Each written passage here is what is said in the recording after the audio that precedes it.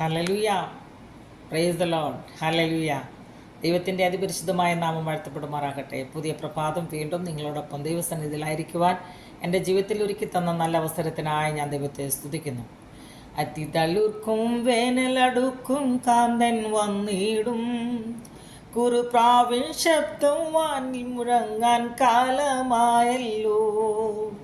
അതിതളുർക്കും വേനലടുക്കും കാന്തൻ വന്നിടും, കുറുപ്രാവിൻ ശബ്ദം വാനിൽ മുഴങ്ങാൻ കാലമായല്ലോ.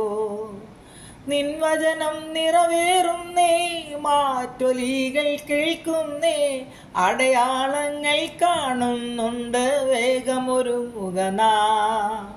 നിൻവചനം നിറവേറുന്നേ, മാറ്റൊലികൾ കേൾക്കുന്നേ, അടയാളങ്ങൾ കാണുന്നുണ്ട്, വേഗമൊരുങ്ങുക നാം. ഹല്ലേലൂയ.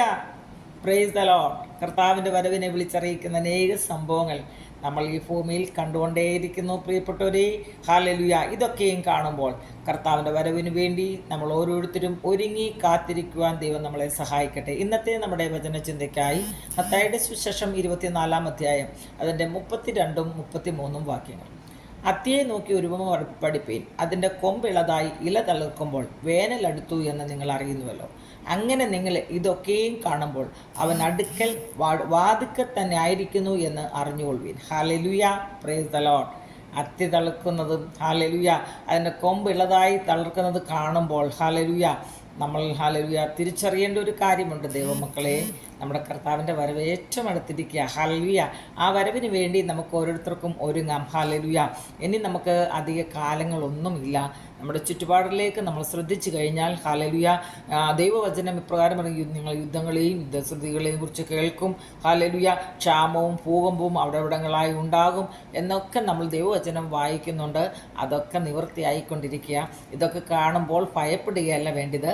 നമ്മുടെ കർത്താവിൻ്റെ വരവ് ഏറ്റവും അടുത്തിരിക്കുന്നുള്ള ആ സന്തോഷം ഹല്ലേലൂയ നമ്മുടെ ഉള്ളിൽ നിറയട്ടെ.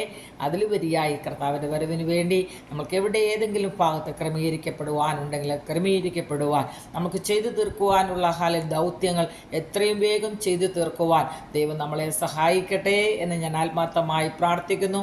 ഈ വചനം നിങ്ങളുടെ ജീവിതത്തിൽ അനുഗ്രഹമായി ഞാൻ പൂർണ്ണമായി വിശ്വസിക്കുന്നു. ഹല്ലേലൂയ. ഈ വചനത്തിന് മുമ്പിൽ നമ്മളെ തന്നെ സമർപ്പിച്ചു കൊടുക്കാം. ദൈവം നിങ്ങളെല്ലാവരെയും ധാരാളമായി അനുഗ്രഹിക്കട്ടെ. ആമേൻ. ഹല്ലേലൂയ.